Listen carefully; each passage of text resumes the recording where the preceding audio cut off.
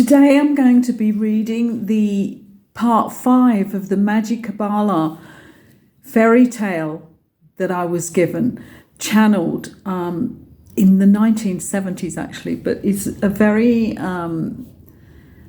energetic, kind of intense story on a metaphysical level when you really listen to what is being said.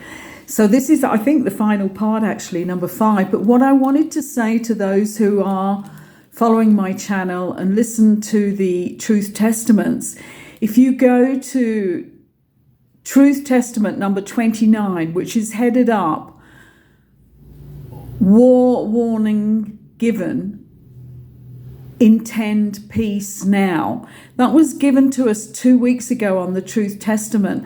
And I always ask which one to read because there are 42 of them. And 2 weeks ago, I even questioned when I put that video up whether and why they were giving us this one that talked about nuclear power and how we had to start intending peace right now.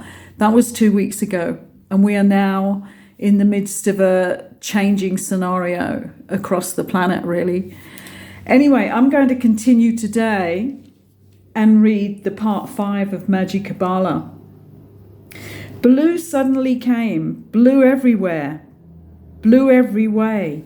Blue is my favourite colour, Demara shouted with glee and danced round and round in ecstasy. Which way shall we go, jester friend? There is blue everywhere. Shades of blue, blue on the breeze, turquoise meridians, blends of dark and fine. Which blue shall we choose? Demara asked. The jester stood still. The blends of blue circled him, brushed his cheek, and some immersed his image wholly as he stood there, but he did not move from the point at which he had begun.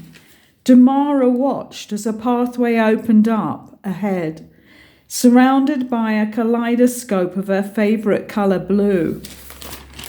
On the path, she saw a shadow of herself, walking stealthily along. But every now and then, the shadow would dart away from the path and bask in the blue. Demara's eyes opened wider and wider as she watched.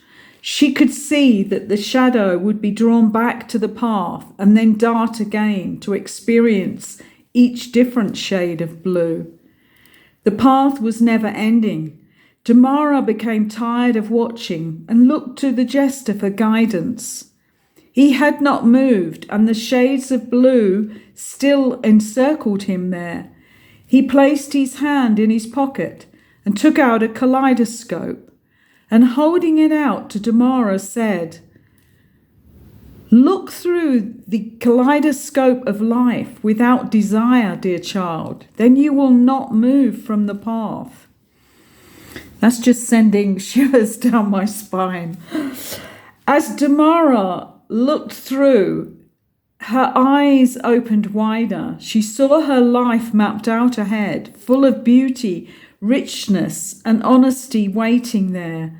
Then suddenly she shook the kaleidoscope to change the pattern, and before her were shown the many other choices she would be given. The more she shook the scope, the more frightening the choices became. She was frantic now. She could not make the perfect pattern that she had first seen. The jester quickly came to her rescue. He touched the kaleidoscope gently, and Demara basked in the images she had seen.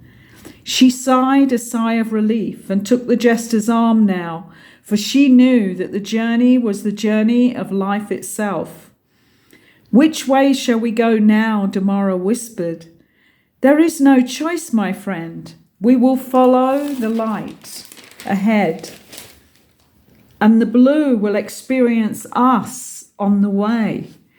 The jester held her firm as they walked towards the light. The light shone brighter, brighter. Indigo prisms broke away and filled the air. They breathed them in until they had their fill. "Who makes me feel this way? Who shines this light? Who?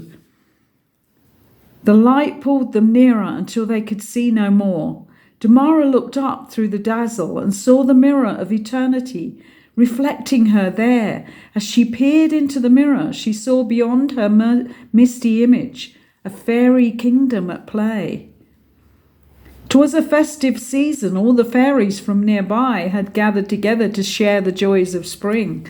They were dancing on the lawns, cavorting around the flower beds of a large stately home. There were no fears of being seen, for it was still in the dark years, and there were few human beings who could see. The few who had entered into the fairy world were blessed indeed, for to see the fairies dancing would lighten any heart. Fairies darted here and there. It was as if you saw them one moment and then you didn't. They sparkled like the sunshine touching the morning dew, tinged with pink and blue. Tiny hats locked onto their elfin heads bobbed up and down to the discords of heavenly music. But wait, the music has stopped. The air vibrates now with silence as the fairy queen is carried to the scene. She glitters in all her transparency, for fairies are made of a finer dust than us. 'Twas a fairy council that had been called today, a matter of much importance. 2 fairies had fallen from fairy magic, and many feared they would be banished from the kingdom forever. 'Tis said that fairies are blessed as fairies for one reason and one reason alone, that they know only truth. In truth does fairy magic manifest. I'm just a little side here. I'm reading from a very old manuscript which was given to me in the 1970s, and it's very faint, so I have to stop occasionally. I'm so sorry for that. As the queen's fairy throne was lowered to the ground, 2 fat, heavy little fairies took their bow at her feet. "Well, whoever saw such a sight," exclaimed the queen. "Now you see the importance of fairy magic in our kingdom. Before us are the 2 fairies who have lost their sparkle. They are no longer transparent dwellers in the fairy world." Many giggled and laughed as she spoke. "Silence," came the demand, "and mark my words well, for I must tell today the secret of fairy magic, so that no others slip into these doleful ways. You see before you 2 souls who have lost their sparkle and their transparent fairy forms.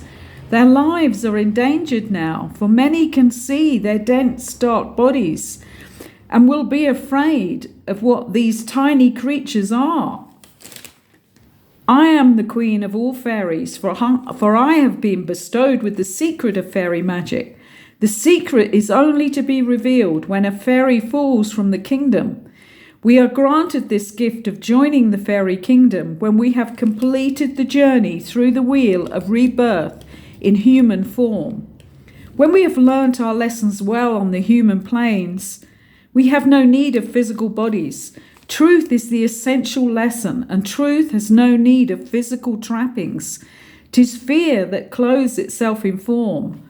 By some quirk of nature, these 2 have come to us remembering their fears of keeping themselves to themselves and not to truth alone. Fear of exposing love can be seen in these bodies. They have become heavy and gross again.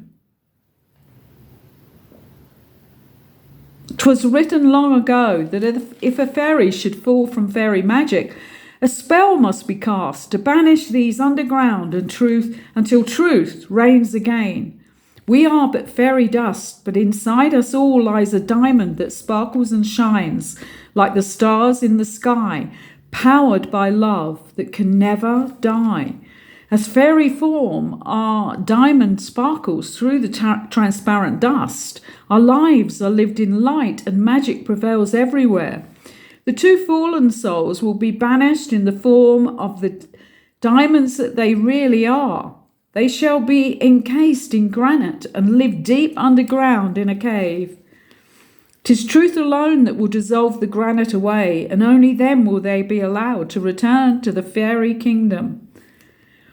All the fairy folk stood spellbound as she spoke.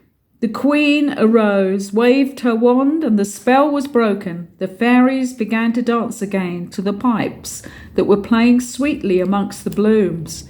The two fallen fairies had vanished. The magic had worked well. Deep underground, the souls of Rock Rose and Aspen were shaken and confused.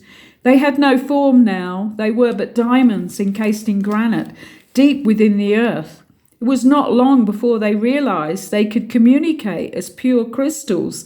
They vibrated thought patterns that were received one to another. It was not my fault, said Rock Rose in a rage. I am the way I am. Oh, Rock Rose, don't be in a bad mood. We only have each other now. I know I was wrong. I was afraid to be myself, said Aspen. Just then a tiny speck of granite dropped away from the great boulder in which she was encased. She did not hear it drop, for the layers were too thick. Rock Rose ranted on and on about the injustice of it all. Aspen grew so tired that she did not bother to answer, but slept for a while. There was no sudden realization of truth for either. Very slowly, over ions of time, the truth of the self was reached. Rock Rose, I'm afraid, whispered Aspen.